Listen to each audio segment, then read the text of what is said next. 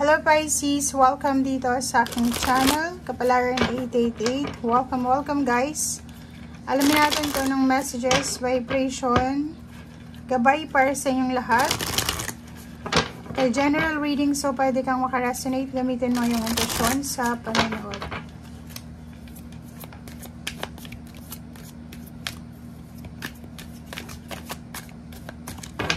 Okay, weekly tarot tayo, new beginnings.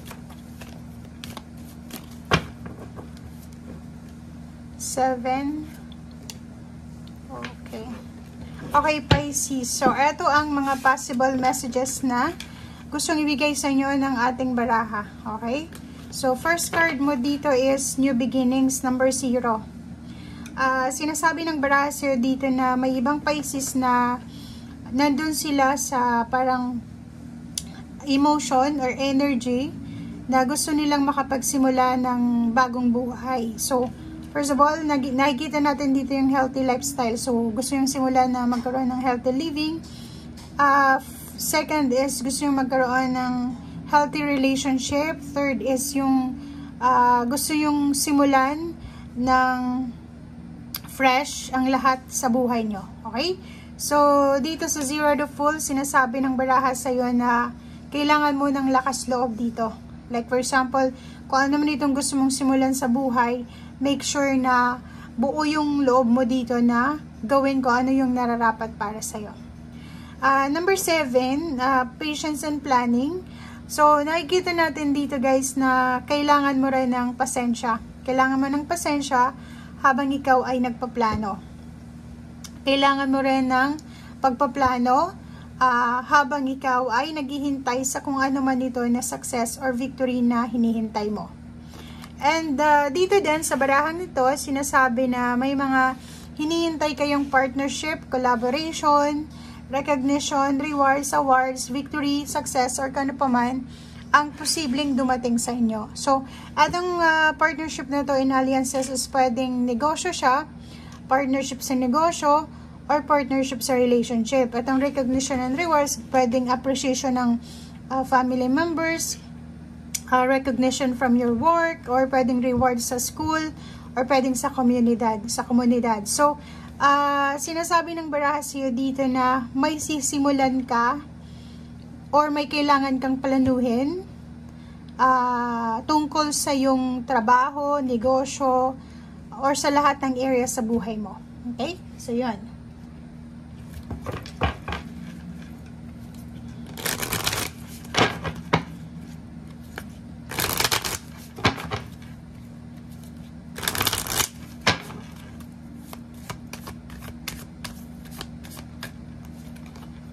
Okay, family. Next is life purpose. So, nakikita natin dito, Pisces, na kinakailangan mong mag-focus sa iyong pamilya, sa stability and balance ng iyong family and your life purpose mo sa buhay. So, this week ay sobrang visible yung energy natin dito na nagsasabi na kailangan mong lakasan ng loob mo or kailangan mong magpakatatag, be courageous, be strong, have faith na yun, trust na lahat ng ito ay may parang may kailangan kang gawin, and strength card, sinasabi ng baraha magpakatatag ka. Okay? So, kung makikita mo dito, sinasabi ng baraha na may life purpose ka dito sa mundong ibabaw. So, trust the process, trust the universe, trust God, and trust yourself. Sorry. Kasi, wait lang. Nasa mid ako, guys. Okay, so, makikita mo dito, if ever may iba sa inyo dyan na pinanghihinaan ng loob kasi may mga issues kayo sa inyong buhay, like sa health, or sa money, or sa relationship, dito sa barahan to, sinasabi na may life purpose ka dito sa mundong ibabaw. So, kailangan mo magpakatatag, magtiwala ka sa Panginoon, trust God, trust yourself, trust the process, kasi sinasabi ng barahan na ikaw yung foundation. Kung makikita mo, ito yung foundation ng inyong pamilya. Okay? So, yun. Thank you. Pasensya na guys, nasa mid ako.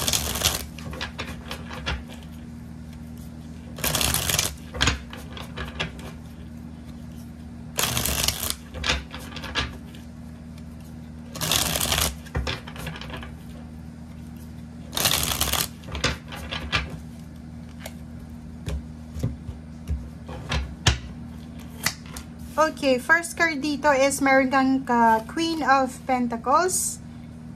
Wow. So, nakikita ko sir dito na sobra kang napakasipag. Parang ganon. Ang nakikita natin dito is sobrang sipag, overworking, analyzing the situation. Parang nakikita ko sir dito, Pisces. Okay. Okay, so kung makikita mo dito, wala kang oras para sa mga emotional dramas, toxicity, or mga negativity sa paligid mo, Pisces. Kasi kung makikita mo dito, meron kang kailangan bigyan ng pansin. So, nakafocus ka dito sa pera, nakafocus ka sa kung ano yung priority mo sa ngayon, nakafocus ka sa kung ano yung kailangan mong i-prioritize sa ngayon. So, yun ang nakikita natin. Next card is Judgment. May kailangan kang bigyan ng pansin, may kailangan kang pagdesisyonan. And may iba sa inyo dito na yun, ang focus nyo is magtrabaho. Parang nakikita ko na kahit siguro may mga masakit kayo sa katawan or may mga dinaramdam kayo, still nakafocus pa rin kayo sa pagtatrabaho, sa kita, sa kailangan continuous yung kita nyo. Parang nakikita natin dito. Okay? Kasi mayroon kayong minamanifest mayroon kayong pinaglalaanan or pwedeng mayroon kayong minamanifest na financial success, parang ganon. Okay. Pasensya na guys. Okay, so kung makikita mo dito yung stability, yung 4 of Wands. Ang nakikita ko sir dito, family to family, stability, security, and yung manifestation ng baraha mo dito is yung ginagawa mo, yung decision making mo ngayon, yung focus mo ngayon is tungkol sa pamilya. Parang lahat ng ginagawa mo ngayon is para bigyan ng pamilya mo ng stability sa usaping pera. Parang ganun. So, if ever man may mga emotional issues, dramas, negativity, wala kang chance na bigyan ito ng priority kasi nga kulang yung oras mo sa pagtatrabaho. Or yung iba sa inyo dyan is gusto nyong umiwas sa tukso na makipag-deal sa mga taong toxic kasi may mas importante kayong bagay na kailangan na gawin. Okay. So, kung makikita mo dito, ang 8 of Swords na to is parang sinasabi sa iyo, Pisces, na yun na nga, gusto mo nang makaalis siguro sa problema financial, or yung iba sa inyo dyan is gusto nyong magkaroon ng kalayaan sa kung ano man ang mga hindi malaya sa buhay mo, lalo na sa usaping financial. If ever man, obligations to parang sinasabi ng barahan na marami kang mga obligations sa buhay ngayon, or pwedeng since before, parang siguro nung isinilang ka, nung nagkaedad ka, nagkaisip ka, parang iniisip mo na ang dami-dami mong obligasyon na pinapasan sa buhay mo, and until now, sinasabi ng baraha, pasan-pasan mo pa rin yung mundo ng obligation. Okay? Relationship natin, sinasabi ng baraha dito na maayos naman yung relationship mo, maayos naman, pero yung financial nyo dito is parang sinasabi na mas empowered ka kaysa sa karelasyon mo. So, ibig sabihin, mas marami yung dinadala mong financial success sa pamilya kaysa sa asawa mo. Okay? Or sa partner mo, or sa parents mo, or sa siblings mo. So, ikaw yung pinaka-dominant. Kung makikita mo dito, mayroon ditong 4 of Pentacles and then travel. May iba sa inyo ditong nag-iipon ng pera. Okay? Pwedeng nag-iipon ng pera dahil gusto nyong mag-travel, gusto nyong lumipat ng bahay, gusto nyong lumipat ng lugar, gusto nyo ng movement, or ng kung ano man to, pwedeng tungkol ito talaga sa pamilya, relationship, or tungkol ito sa kung ano man ang gusto mong marating ngayong taong ito. So, ang message ng baraha mo sa ngayon is maraming pwede kang simulan na magdadala sa iyo ng recognition, rewards, partnership, and alliances. Ang kailangan mo lang is maging mapasensya ka and planuhin mo yung mga next step mo habang naghihintay ka talaga ng pinaka-goal mo. Okay?